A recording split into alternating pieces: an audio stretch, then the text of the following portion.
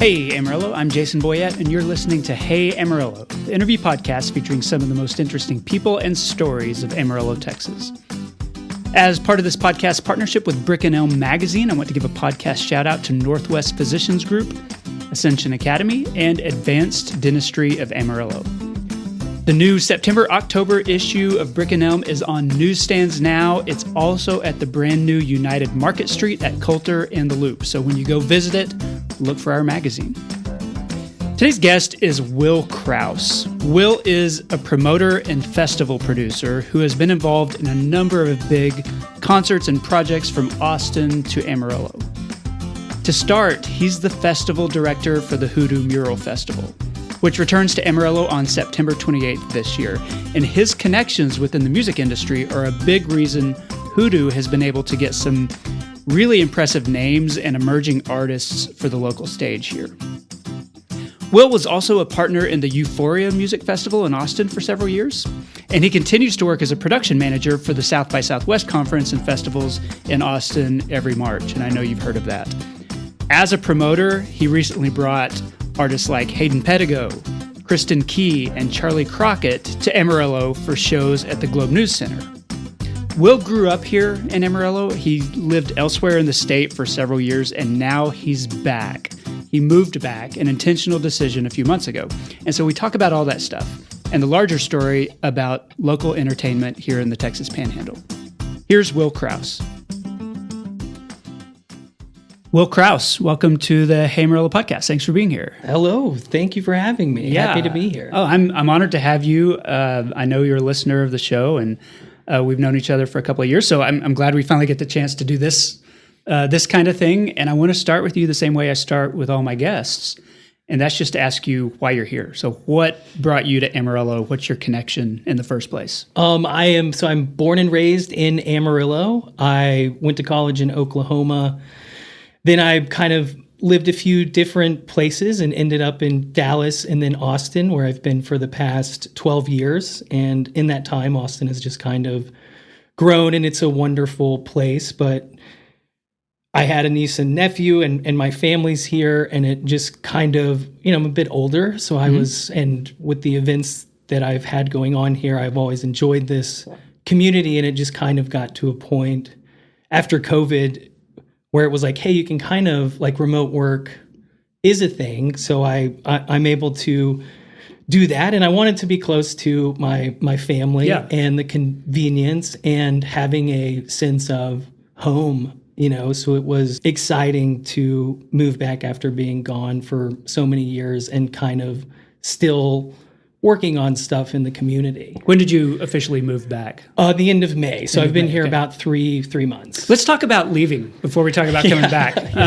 Where'd you go to high school here? I went to Tascosa High School. After Tascosa, did you know what you wanted to do? Did you leave for college or what? I thought that I did. I was really, I'd always liked music, but I wasn't that interested in college, or I kind of decided my senior year that I wanted to be a film editor and kind of go to film school, and went out with my parents to Full Sail in Orlando, and I got into that school. A major creative academy. Yeah. It's a big time school. Yeah, it was exciting, but it also was an 18-month program, and I was 18 years old. So when my parents and I got to talking, it was like, hey, this is going to be done in 18 months. You're going to be 19, and you're going to need to go get a job. And I was like, well, you're right. I kind of need to reassess this. And we have a family cabin that my grandparents built in Ada, Oklahoma, the Krause family. And my sister was going to college in there. So I ended up going to college there. I applied 2 weeks before college started. I hadn't taken my ACT and had to do it, and ended up going there. And it was a really cool school, Ada, Oklahoma, small town, but its claim to fame is Blake Shelton is from there. Okay. And at the time, his manager was kind of one of my professors. So looking back, I was able to kind of learn a lot at this university that most people wouldn't think you would. Did you finish a degree there? I did. Yeah, it took me 5 years. I double majored at in PR and mass communications, and then minored in art history and ceramics. All right. So I'm a a journalism and English major. And so I hear those and I'm like, well, those are the kinds of degrees that you could do almost anything, or you could do nothing and nobody cares. Right? Hey, ceramics, that's great. Yeah. So, like, what did you have a sense of what you wanted to do? Like, did ever that become clear before you got out of college, or did you start? Yeah. In being young and kind of like the dawn of the internet and music blogs and Pitchfork Media, Napster, I always got into downloading music and burning CDs. So I always kind of was a music person. But was that happening while you were in college? Like, well, Napster, no, that was in high school. That was high school. Okay. Yeah, high school. And then college, I was always interested in music and computers, and DJing on a computer was starting to become a thing. So I kind of knew that I wanted to do something related to film or photography or the creative arts, but I wasn't sure what. I knew that I loved music, and I started managing a band. I met some people in Oklahoma and started managing a band called Montu, and through that was able to play at places like Granada and Kane's Ballroom, and they were opening up. So from there I was like, hey, this is like pretty enjoyable, and maybe I can take this band to Amarillo and throw a show and see how that goes. And that's kind of how I was interested in that. I don't think I, unfortunately was a very career path oriented mind. I kind of wanted to just enjoy myself and have fun. So when that band started opening up for bands that I was like, hey, like, this is really cool. And then you see kind of behind the scenes and that bands really do work hard. It's not, all a show. So that's kind of where I got interested in the music side of stuff and throwing shows. Tell me how that developed into like what you would consider a career, because there's a big difference between, managing a band, handling the administrative side, as opposed to what takes place on stage, and then getting to a place where you are a producer and a promoter and you're doing multiple bands or multiple events and that kind of thing. So how did that grow, and how did you sort of find your way around that expansion? Yeah, it's exciting. I mean, kind of like through Amarillo. They're from Oklahoma, so I was able to rent out the Nat for $300, no contracts, no liability, no anything. And you could fit about 1,500 people in there. So the first show I did, I had about 800 people. And back then, Facebook was primarily college students. And that was like our marketing, because physical marketing wasn't really, it was hard. So I owe a lot to the beginning of Facebook events. Before everybody's great aunt was on Facebook. Right. And people being excited and actually like using it as a hub for information, because it was mainly young people at that time. So once I kind of through my own show, and through that I had other people, and I learned that balancing other people on acts and how long bands take to set up. So once I did my first show at the Nat, and it went well. The building had a ton of history, and I really liked it. Even that was before it was an antique hall, I suppose. And it was, you didn't have to clear out all the knickknacks and stuff. It wasn't in great shape, but the history of it was just so cool for me as kind of starting to do shows, to be able to kind of come in this big place, because I also had to, once I rented it out, I was like, oh, I need a sound system. Well, it's not just a small. I had to like get a PA and a sound person. And then about that time, or in that same time period when I was in college, when I came home my freshman year, Christmas break, they're like, everyone wanted stuff to do, and there wasn't. So I was like, well, why don't I can have a Christmas party, because all my friends are in bands and I can feature local people that are in town, and it gives something for people to do. So the Christmas party, I learned a lot. At this point, I still, maybe even till this day, I'm not sure that it can be a business. You're still making that work. Yeah. That was really exciting. And I ended up doing probably 6 shows at the Nat. And my friend Zay, whose uncle owned Kane's Ballroom, and he booked the Sex Pistols when they came and did their controversial show. Just super history. He would do my posters, and it was, I thought it was so cool to like have artwork that you come up with and kind of put this idea of something fun together and then it work. So that's kind of what motivated me, and that band helped me meet other people. Okay. So that's kind of how the beginnings of it started. Okay. At what point did you decide leaving Amarillo was the right choice? I had been in Amarillo. I did college. I did some summers in Alaska after college. And then I think I was 25 and I had done a show at the Nat. We did a Halloween party, and my friend Tom Knapp came up to me backstage and was like, I have this friend and he's wanting to throw this festival in Austin. He's raising money. I told him about the band you manage and that you kind of, know some people. And he connected me with him, and that turned out to be Euphoria. Okay. So I call him and I talk to him, and I end up getting, my band on it and some other DJs and kind of help. And it was in Kyle, Texas. What year was that? It's 2012. Okay. And went down there and I met Mitch, and Tom was there and some Amarillo friends. And at this time, before this, my friend Briggs Mitchell, who's from Amarillo, is one of my best friends. We had started a company to manage that jam band. And so after I went to Euphoria, I talked with Briggs and said, hey, as a company, I do think this could potentially be something. And this is, ACL was super popular at the time, but electronic music was not as mainstream. Okay.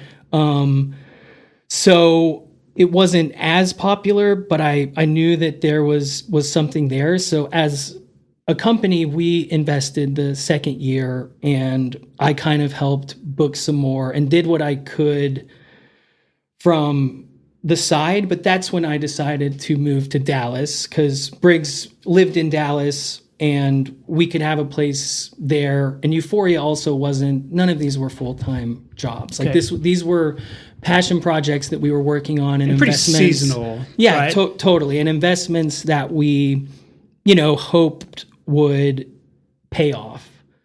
The next year, it grew. We invested some more and then raised. And then I kind of took on more of a talent buying role for kind of the lower tier talent and arranging things. And our group, there was 3 of us, and we kind of formed the company that would go on to put on Euphoria and hire staff and do talent buying. So that, to answer your question, is when I moved to Dallas, which was probably 2013. I was working at Hill's Sports Shop, and I said, Kirk, I gotta go. So went to Dallas, worked at a sandwich shop for a while, and then moved to Austin. And Euphoria is still a thing? Euphoria is not. Oh, is it not? Hopefully one day. Our last one was in 2021. Okay. So we went from 2012 to 2018.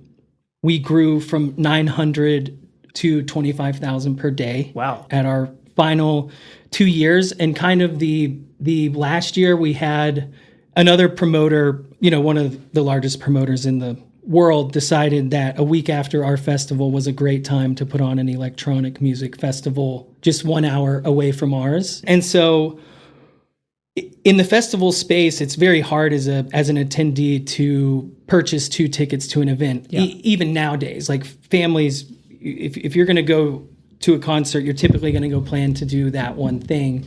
So though we still grew, we lost some potential ticket buyers to this festival, and they were one and done. They happened one time. They came in. We knew who they were, and we had talked with them about maybe partnering, but we said, no, we're grassroots. We're independent promoters. We built this. We want to do it.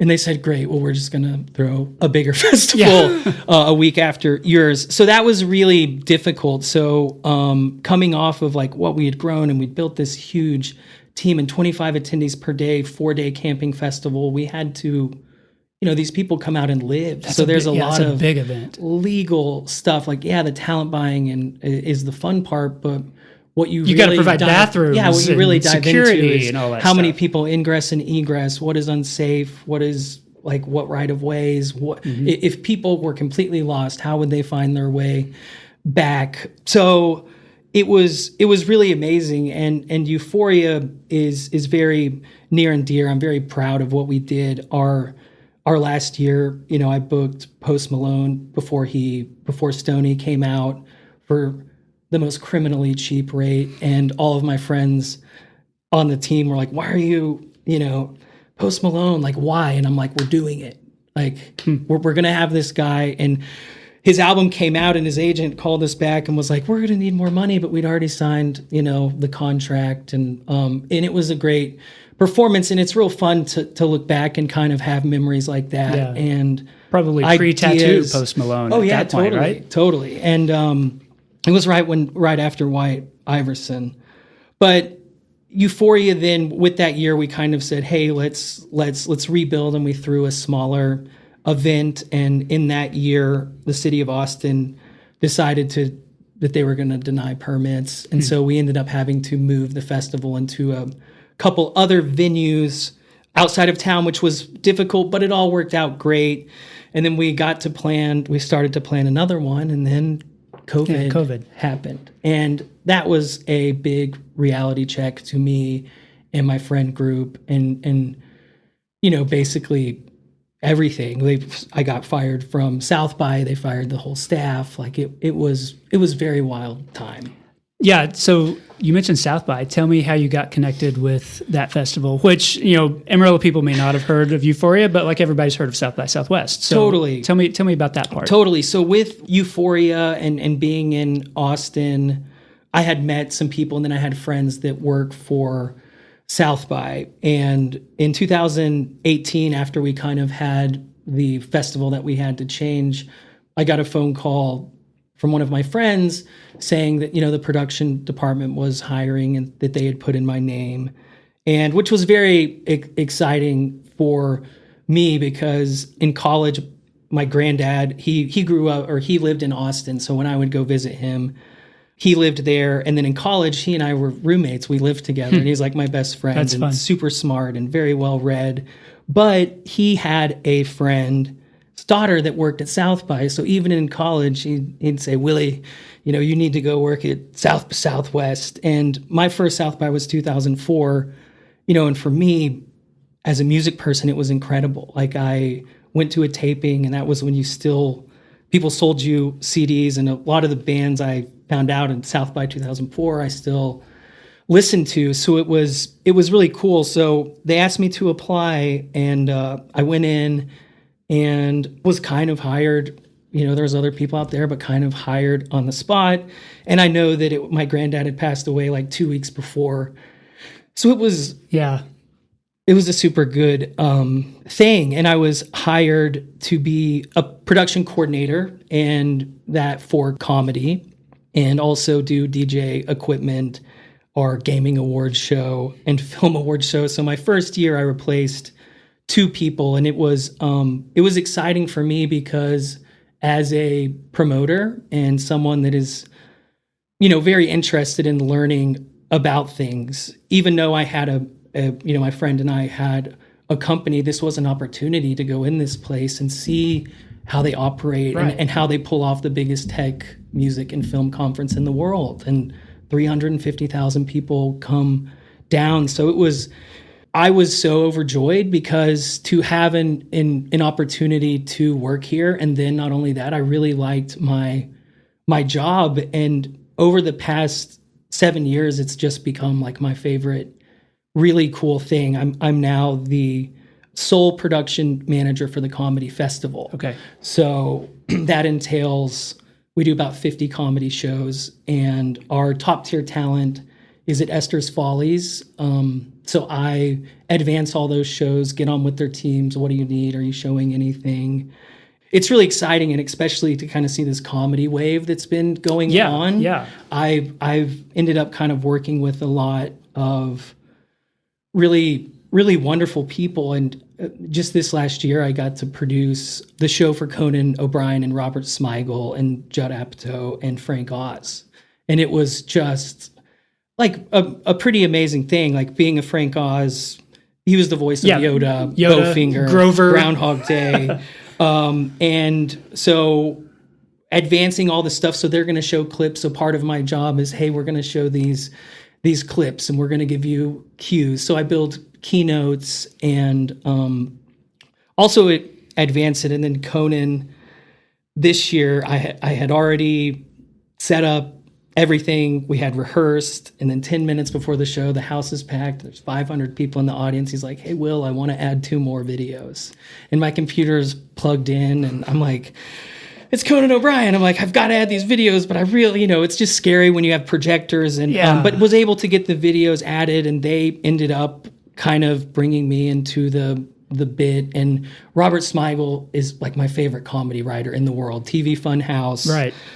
He's the insurance guy in Happy Gilmore that gets thrown out. He's also Triumph the Insult Comic Dog. So he was doing that voice and kind of cracking some really fun jokes that I felt special to kind of share those moments with these people. And tell me about a job like that, because knowing that South by is not something that takes place every week. It's a seasonal thing, right? But it's also a full-time job. So right now it's September. The next one is several March. Several months away. And so what are you doing now to prepare for March of 2025? Yeah, so South by only keeps around about 20% of the staff 6 months of the year. So I am the other part of that. So my contract is 6 months out of. So you're not pulling a paycheck. Correct. 12 months out of the year. Correct. Yeah, I'm relying on my other companies and businesses that I do. But a lot of it is permitting with the city, logistics, sponsorship. The bulk of things that I do is, like 2 years ago, Eric Andre premiered his season 6, and it was bonkers. It was totally such a fun experience, but because he was premiering an episode of unreleased footage, that had to go through me. And what has to happen is, this was with Warner Brothers.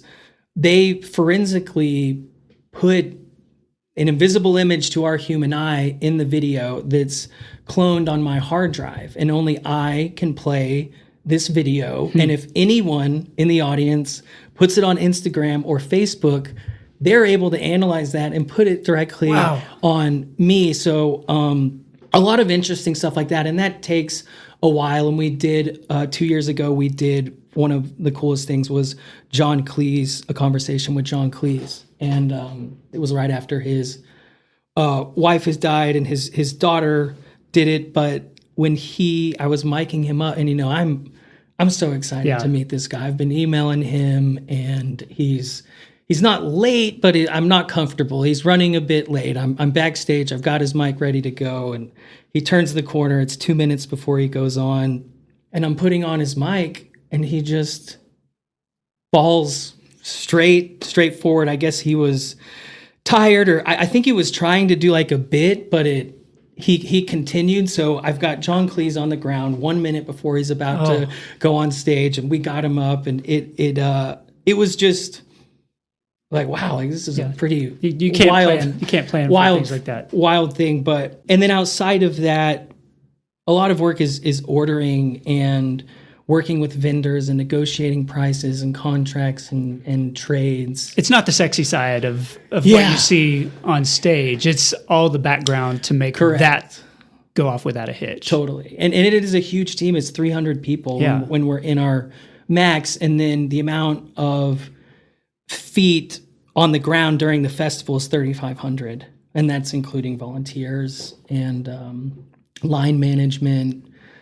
Yeah, it's crazy to see from the inside, because Roland, the guy that started it in 1985, he had went to New York to go to a kind of a music conference, and he had trouble parking, and that was like his biggest gripe. And he was working for the Chronicle, and he went back to Austin, and he was like, why don't we have a lot of venues here, and I don't care where people park their vans. Yeah. So that's kind of Texas has a lot of parking. Yeah, I've thought that was really cool, and that's not the case now. You definitely can't park in Austin. Sorry, Roland. But I think I've thought that's really cool, kind of the roots of it, and then what it has become, because through that, one part of my job is I get to do the talent that plays on our keynote live streams. So we have our top tier talent, we'll have one a day, and they will give a keynote that's live streamed. For example, last year, the big ones were like the Black Keys, and then the Daniels from Everything Everywhere All at Once, and then Lisa Sue, the CEO of AMD. But we have 9 minutes, so we always have an artist and they perform before them, but we have 9 minutes and it's live. So part of my job is advancing and getting these people on stage, and that's how I met Pedal Steel Noah, because he opened up for the Black Keys and then found out that his dad was from Amarillo. But that is that's a super fun part of the job as well, because it's kind of nerve-wracking, and you set it up as best you can, and then without fail, these European acts have a 220 volt and the transformer doesn't work, and it's exciting, and it keeps me on my toes. So you mentioned Pedal Steel Noah, who's going to be performing at this year's HOODOO Festival. I want to bring it back to Amarillo because, and you said you have moved back here, but because you maintained family and ties here, we've been able to benefit from your experience and your expertise with festivals, because you were part of making HOODOO a reality and bringing in a lot of the bands for that. You've brought individual artists like Hayden Pedigo or Charley Crockett to play at the Globe News Center. So you're continuing to use those connections and that experience to create concert experiences and festivals here. And so I want you to talk about that a little bit. Tell me, let's talk about the individual artists to start. That one of the things you really like to do is to create concert experiences in Amarillo that really nobody has been doing.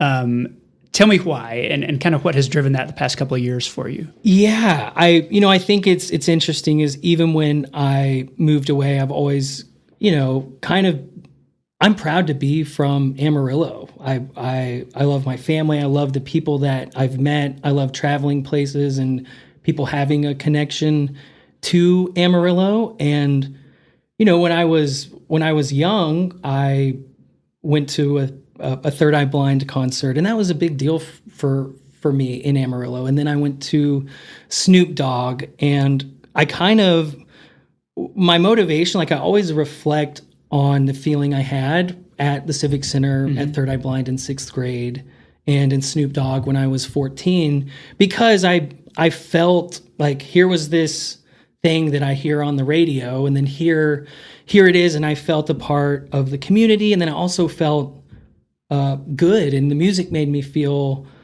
good, and the musical history here has always been really kind of cool to me, and the people that used to pass through here.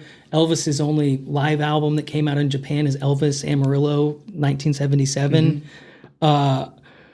So there's that portion of it, and then when I was away, and even the Christmas party was so well enjoyed by my friends, and they were like, "Thank you! Like, this gives us something to do, and it's different, and it's outside of the box." So I've always wanted to give back to this community, and especially like during COVID, I was like, I went into the wrong business. My dad large gatherings of people. The grass always grows, but I always wanted to provide like good feeling here and do what I can. And the Christmas party worked for a while. I did it for 10 years and then retired it. But the Globe News Center, and even to back up, I grew up in the arts. I was Neil Hess and Alan Shankles are huge influences in my life. I was in the Nutcracker for 10 years.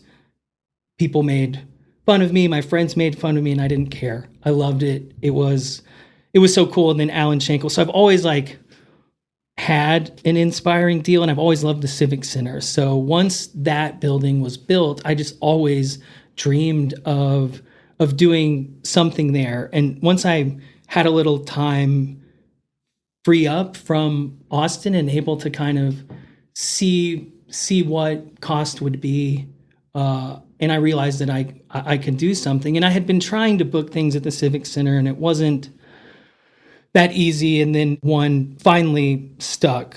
So wanting to promote that feeling or chasing a feeling that I had and hoping that I can give that to someone else. And then when my sister and Andrew told me about HOODOO, I was like, man, like this is so cool. Like y'all are doing this for your city. It seems like it went well, and then COVID. But during that time, it had always been a dream of mine to do a festival downtown. I grew up going to the block party, and it's kind of like iconic Amarillo.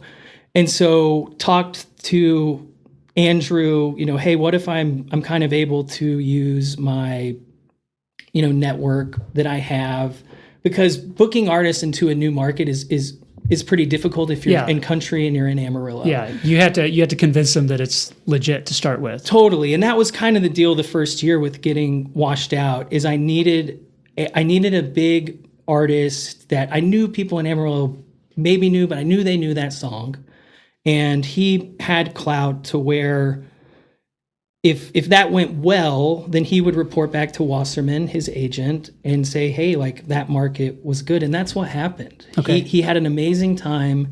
He reported back to the agents, and 2 weeks later, my inbox was full of people saying, hey, like, can we get this artist to Amarillo, or can we get this artist to Amarillo? So that was really cool. But to go back, talking with Andrew, and I knew that we probably could do it. Like if the city would allow, like if the permitting and stuff was right. And then the challenge was, well, who do we book? It's the obvious thing is country, but we wanted to, the murals and the art is kind of funky and different. So we wanted to kind of match that and be like the murals outside of the box. Right. And I think that's one of the things people have appreciated about HOODOO is that it doesn't always feel like an Amarillo festival, or at least like the preconceived idea of an Amarillo music festival. Yeah. It's not, George Strait closing things out.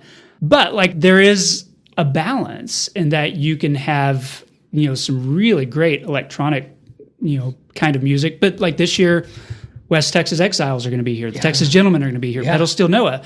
And so it's got that balance between roots and new music, dance party versus what's familiar here in Amarillo.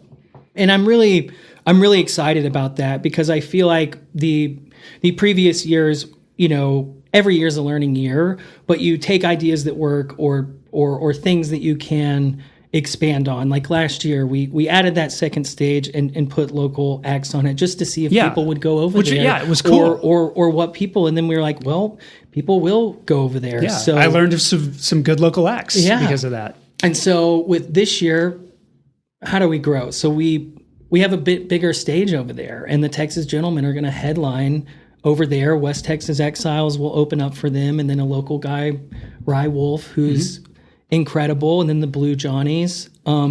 So kind of, it's not a complete country stage, but having options and kind of, Euphoria was a multi-genre, though that was electronic and jam and rap, but those models work, and it's really exciting to be working on that here, because the growth feels natural. We're not trying to do anything different. West Texas Exiles, Daniel's from here. It's been on this podcast. And the Texas Gentleman is kind of a long play for me to get Ryan Bingham to play Hodgetown Stadium. Keep working on it. Yeah. And so because they're his backing band.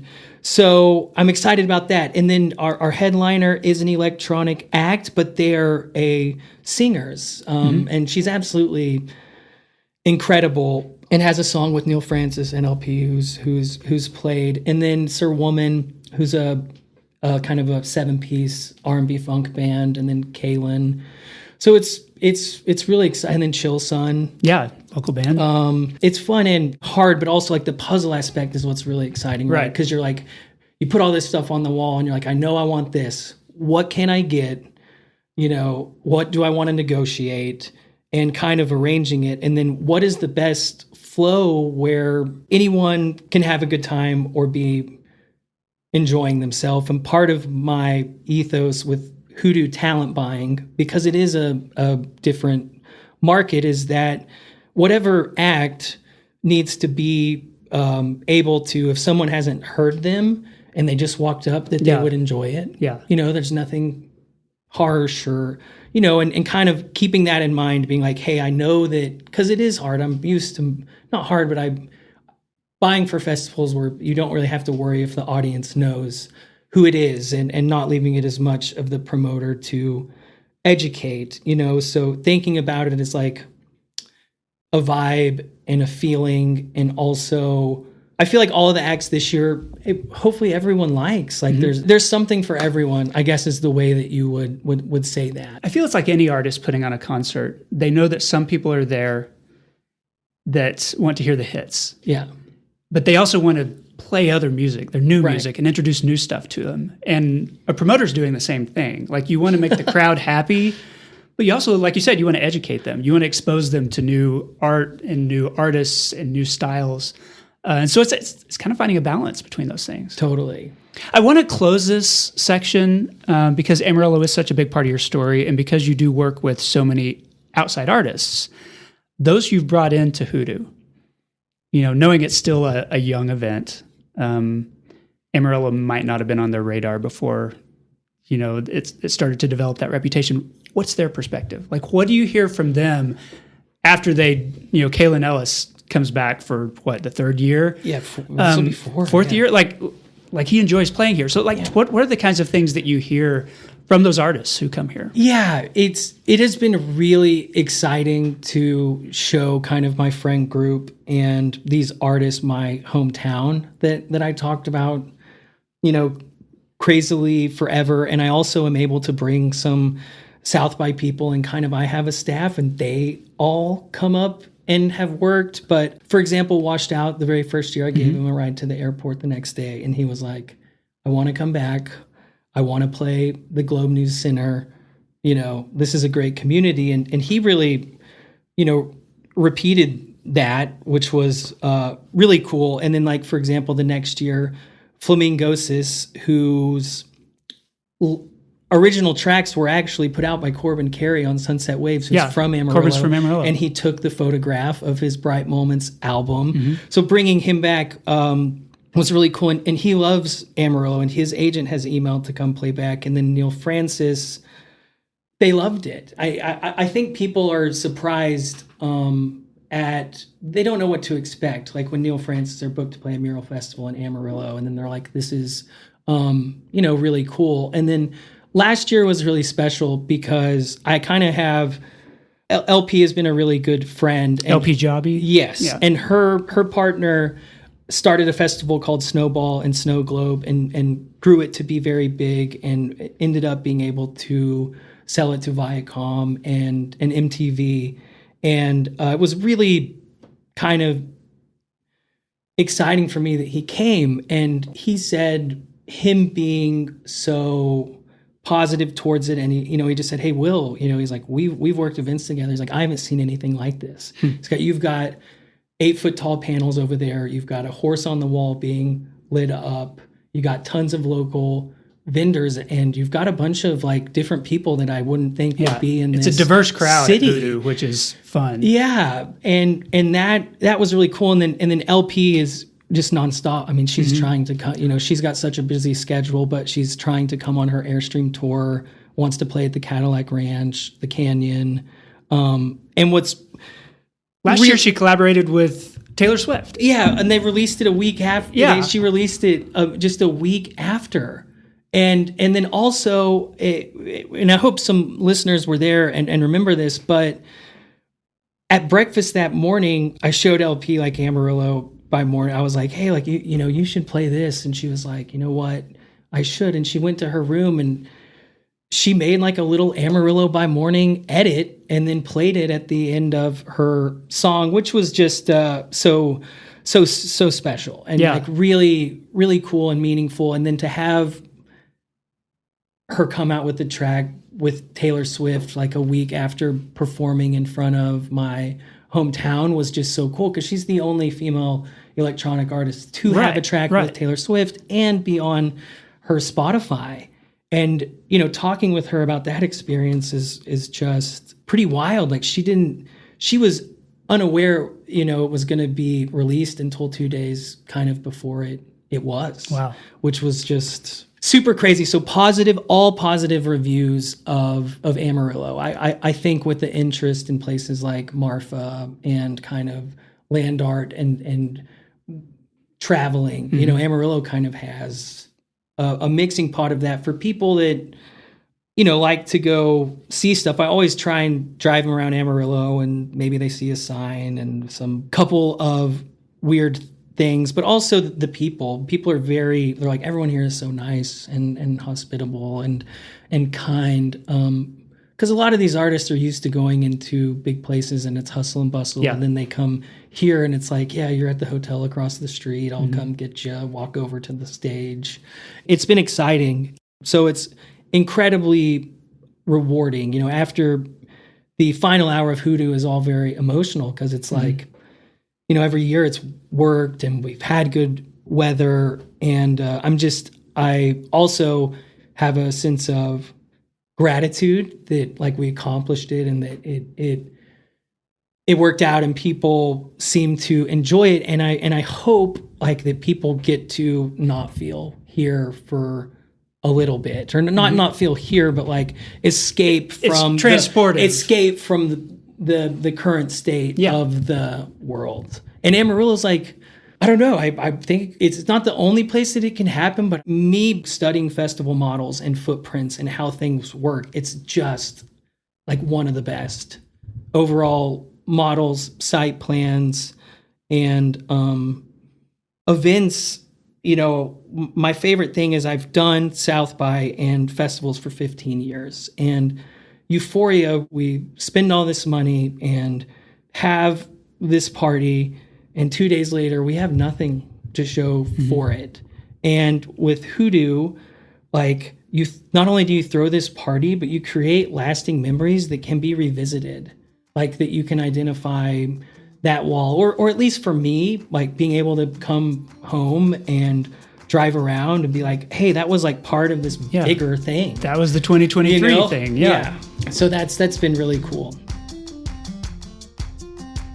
This episode of Hey Amarillo is supported by Storybridge, an early childhood literacy program. In Potter and Randall counties, less than half of the children entering kindergarten are ready to learn to read. This is an educational deficit. It starts at age 5 and it negatively affects a child's performance all the way through grade 12, if they make it that far. 2 years ago, Storybridge launched the Dolly Parton Imagination Library program to address this problem. And thanks to generous local donors, more than 8,000 children under 5 are now registered and receive a new age-appropriate book in the mail every month, and it comes at no cost to their families. In fact, Storybridge just expanded into Armstrong County, and now they're working to expand their program to reach more than 10,000 area children. And you can help. So to give or to get involved, visit storybridgeama.org. That's storybridgeama.org. Okay, I'm back with Will Krause. Will, this is part of the show I call 8 Straight. 8 Straight is sponsored every week by Panhandle Plains Historical Museum and Canyon. It's the largest history museum in Texas, but it's also a revered art museum. It includes the finest Southwestern American art collection between Fort Worth and Santa Fe and the most comprehensive historic Texas art collection in the state. You can see examples of this work and learn more at panhandleplains.org. Okay, first question. When you think of Amarillo and Canyon 10 years from now, you're a relative newcomer back to the city. What do you hope for? I would hope for continued growth and infrastructure. I've recently visited the Amatech.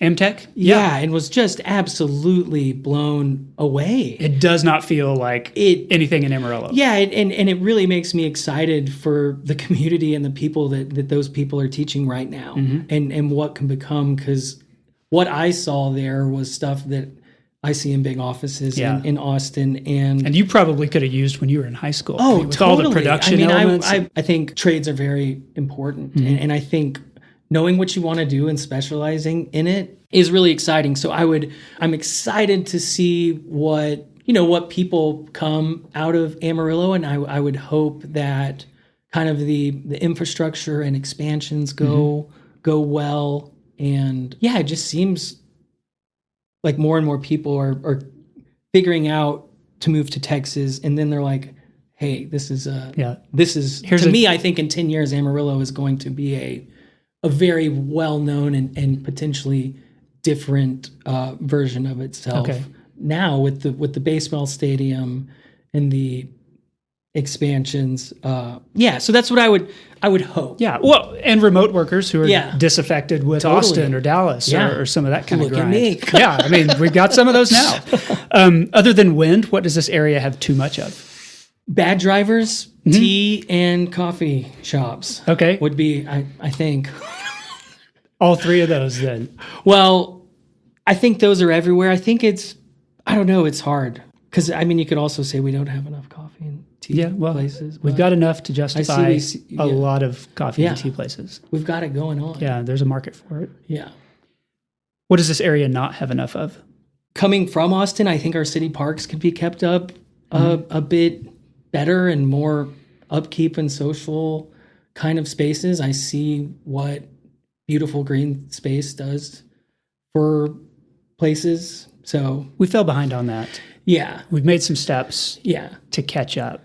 But at this point, it's still a catching up process. Yes. And that's making a park nice, you can't make those trees grow overnight. So it's one of those things where you have to realize that the changes we make today are changes that the next generation can enjoy. Totally. I'm not real patient, for that sort of thing. So psychologically, it's difficult. What's your favorite local neighborhood? I'm partial to San Jacinto. My family grew up there. I went to Sam Houston. My dad used to, when I was a kid, briefly owned the Phillips gas station, and my relatives owned Barnaby's Beanery. Wow, yeah. And then Route 66 history, my first shows. Right, at the Nat. Brought my first bands. I think, and it's I don't know if in my time in Amarillo, like that is the constant. Like 6th Street kind of has remained the same, which I think is cool. Okay. What's your favorite Amarillo area restaurant or food truck? It was Malcolm's. Now I think Eat Right is a cool establishment just because supporting local, and it's also a store. So I would say Eat Right. Eat Right's a good one. Come back, Malcolm's. Man, I've heard rumors. I've heard rumors too. True. I hope they're true. I can't confirm any of them, but maybe there's some optimism. We'll see. What's the most underrated aspect of living in the Panhandle? Well, for me, like I love the convenience of the Panhandle. I don't think it's underrated, but just the natural beauty is pretty. I'm awestruck sometimes, at the sunsets, but I think people do appreciate that. So as far as underrated aspect, I mean, for me, convenience. I mean, yeah. Like it's very... Despite the bad drivers, you're always pretty close to wherever you need to go. Yeah, totally. Okay, other than the HOODOO Foundation, which is the nonprofit behind the festival, what's your favorite local nonprofit? Make-A-Wish Foundation. My dad's done the chili cook-off for 40 years, and then outside of that, there used to be one called Keep Amarillo Beautiful, which was ran by the lovely Dusty McGuire, and my father worked with her a lot when I was little. He was the litter critter. They had a whole initiative of teaching kids not to litter, and it worked pretty good. But yeah, Make-A-Wish has always near to me. Yeah, they've done really good work. Yeah. In fact, Andrew's offices are the old Make-A-Wish. The old Make-A-Wish. Make-A-Wish. Okay, when was the last time you visited the Big Texan? I ate at the Big Texan with Bobby Lee just a couple months ago, and then we take the muralist. Do you? There. Okay, so that's part of their Amarillo experience? Totally. Once they figure it out, they're like, we've got to go there. Does it meet their expectations?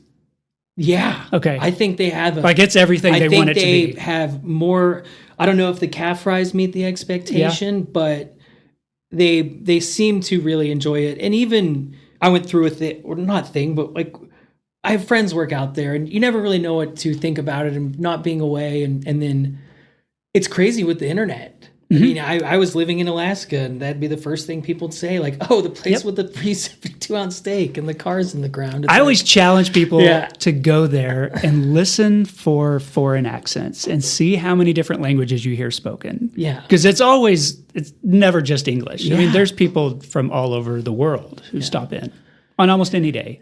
Yeah, it's really baffling, and to me, like, I know they didn't start it, but.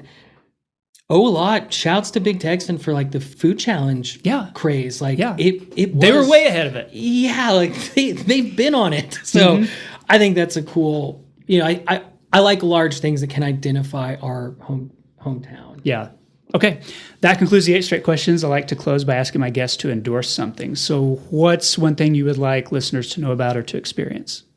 Touching back to earlier, the natural beauty of Amarillo, Powder Canyon, Cadillac Ranch, the rich art history kind of really amazes me, from Stephen Shore to Ed Ruska's Standard Station, Georgie O'Keeffe. I think more so than that, like the people, meet some people from Amarillo. You won't be sorry. I don't know. Even in Austin, my friends were all from here. Okay. So it's just so fun to be back here. And what's great is, like, when I bring people up here to work, everyone somehow becomes obsessed with Amarillo. I want DJ Cassandra, she's already come back. Like, it's wild. So there's definitely something in the air. So there's a vibe. There's a creative vibe that I think draws creative people in. Totally. It produces creative people, but it's also a draw. Totally. And that's interesting. Like, I can't fully explain it, but yeah, I think Hayden and I have talked about it too. We've just like, what is it? Is it the flatness mixed with the canyon, mixed with the weirdness? But truly some of the most talented people I know are from here. You got Jim Wilson. Yeah. My dad went to school with him. He brought Stephen Bishop. They did a PBS filming back in the day, and now he's coming back, and Jim Wilson is like, he's tuned everyone's piano. It's easier to name some, like, people he hasn't. Yeah. So I just think there's something really, really interesting and unique about Amarillo. Will Krause, thanks so much for being on the podcast. Appreciate it. Thank you so much.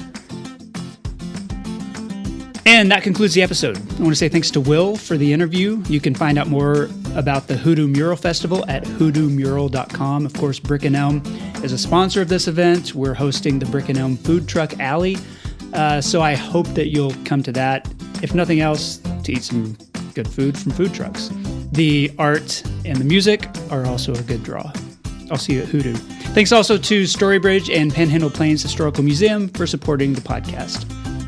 And thank you for listening. Hey Amarillo exists on a weekly basis because of listeners like you, people like you who listen all the way to the end of this while I'm reading the credits. I really do appreciate it. If that's you, I'd love a review of the show. If you want to give it 5 stars or say some nice words at Apple Podcasts or wherever you might listen to podcasts. Hey Amarillo's executive producers include Patrick Burns, Jason Burr, Katie Leager, Corey Burns, Josh Wood, Wes Reeves, Cindy Graham, and Barbara and Jim Witten. This has been episode 370. My name is Jason Boyett, and I'll see you next week.